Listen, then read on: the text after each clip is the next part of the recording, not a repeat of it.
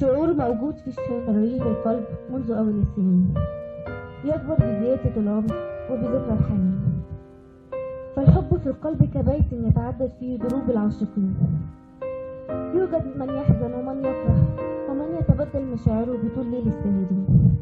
فبدايته عشوائية تشمل جميع من حوليه من محبين، ووسطيه كانت مراهقتين بعشقه لأول من يدق بابه بلطف المغرمين.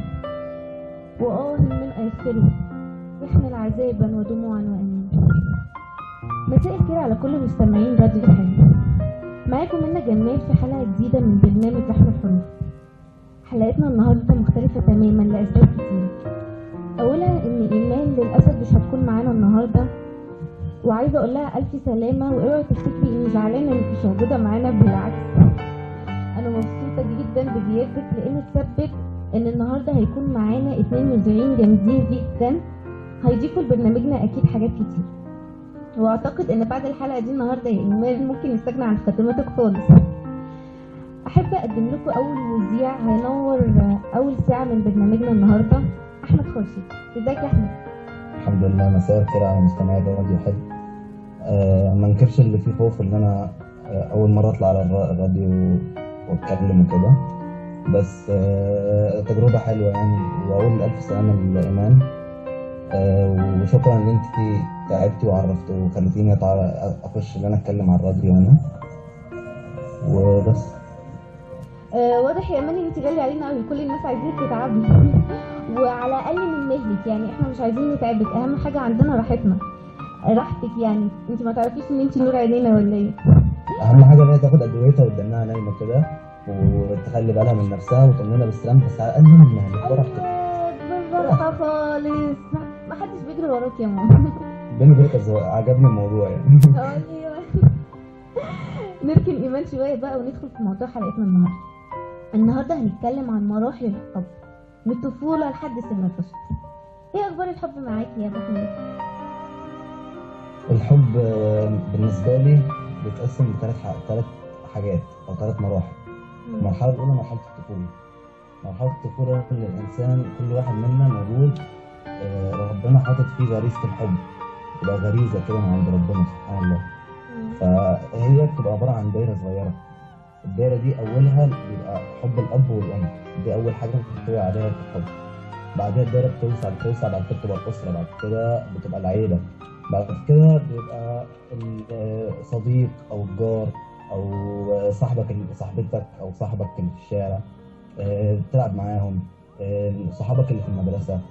واما اكيد كل واحد فينا بقى كان ليه ايام بقى ذكريات زمان وهو صغير، ان هو كان بيروح المدرسه وبيقسم سندوتشاته مع صاحبته او صاحبه والكلام ده يعني، فاهماني؟ بس عايز اقول لك ان ده احلى واطهر حب، عشان ده ما بيبقاش مبني على مصالح ولا على جمال ولا على شكل ولا على اي حاجه. اهم حاجه بيبقى بالنسبه لهم ان الشخصيه دي انا من كتر ما انا شايفها طيبه، او بيبقى عندهم فاهمه ما فيش مصلحه من اللي قدامي، مرتاح لها، حابب انا بحب البنت دي عشان بتكلمني كويس، بعرف العب معاها، بنقسم سندوتشاتنا مع بعض.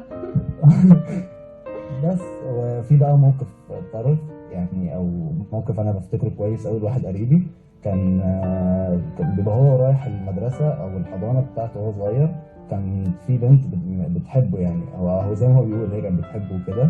كانت بتروح تقول لمامتها اعملي لي ضفيره عشان رايحه اقابل الولد ده. فشفتي واصله لايه يعني، اللي هي بتروح تقول لمامتها بقى على واحد ان انا بحبه وعايزه اعمل شعري عشان ابان انها جميله قدامه. انت فكرت هم صغيرين. انت فكرتني في موقف برضو، ان في واحده راحت تقول لباباها يا بابا انا فلان الفلاني قال لي ان هو بيحبني وعايز يتجوزني، وانا موافقه وخلاص هنتجوز في شقته اللي في بيت باباه. دول 2 في حضانه. انا لما بسمع كده بقول يا هو انا ما كنتش طفله ولا ايه يا جدعان، ده انا كنت بريئه خالص. لا، ما دلوقتي الاطفال غير زمان. دلوقتي الايباد والانترنت والتفتح والفري مايند اللي احنا بقينا فيه في مجتمعنا بقى، خلاص الولد الصغير او البنت الصغيره بقى مخه اكبر من حضرتك واكبر من اي حاجه، بقى خلاص مفهوم كبير جدا، لدرجه ان انت بتفتكر ان انت خلاص ما كنتيش طفله وانت صغيره اصلا. انا كنت عامله ازاي؟ فاهمه؟ لا وبقوا بيدخلوا في السياسه كمان، تلاقي السيسي وتلاقي يقول لك انا السيسي انا رابعه والكلام ده. يعني شوفي كمان وصلوا لايه، يعني حتى عاشوا ثوره وعاشوا جيل عمرهم احنا كان نفسنا احنا عشناه واحنا شباب اهو، بس هم عاشوا وهم صغيرين. احنا نحكي لعيالنا، هم يحكوا لعيال عيالهم. فاهماني؟ والمشكلة كمان ان دلوقتي بقى فيه الافلام والبرامج، الالفاظ اللي بقت بتتقال بشكل عشوائي على التلفزيون دي كلها بتأثر. بقت حاجه طبيعيه. بقت ما حاجة هو طبيعية. بقى ايوه، بقت حاجه طبيعيه في مجتمعنا ودي حاجه وحشه، يعني ان انت تلاقي طفل صغير في الشارع.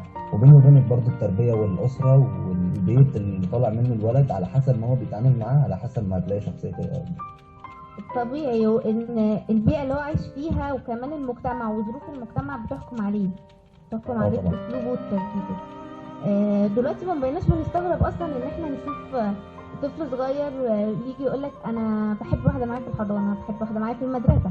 الطفوله مش بتشمل بس الحضانه، الطفوله بتدخل على الابتدائي. بقينا نشوف بنت وولد ماشيين مع بعض وماسكين ايد بعض. ده عادي. ده عادي جدا. عادي انا جدا، بصراحه وعادي كان عندهم ايميلز وبي بي ام وبيكلموا بعض عادي جدا. صح، والفيسبوك بقى. ويقعد يكتب لها شعر وهي تكتب له شعر. طب انت سمعت اغنيه مش عارف فين الجديده؟ طب انت فاهمه اللي هو بحب ببراءه بقى. لا، وبيبقوا متابعين الجديد اكتر مننا يعني. اه طبعا. يعني يعني انا بحس، يعني انا عندي مثلا 21 سنه، لما بكون جنبهم بحس مثلا ايه ده انا عجزت بقى يا جدعان، اذا كان دولت اللي انا ع- عمرهم اصلا. انا على الناس. لا، مش الدرجات دي يعني. حب الطفوله مفيش حد بيقدر ينساه، بالرغم من ان هو ممكن يكون عفوي واحنا نفتكره ونقعد نضحك، بس بنبقى مبسوطين بيه. ما اعتقدش ان في ولد ما راحش قال لبنت في الحضانه او زميلته في ابتدائي مثلا ان هو بيحبها. ما حاولش مثلا انه يجيب لها هديه. ما كتبش اسمه واسمها في قلب وعمل سهم. دي على كلها. الديسك والكلام ده. ايوه. كنت اكتب على الديسك بقى وعلى الحيطه وانا اي لاف مش عارف مين، ويكتب التاريخ والكلام ده. الذكريات الواحد برضه ما بينساهاش، فاهمه؟ قلب وحرفين قلبه حرفين. والسهم في النص.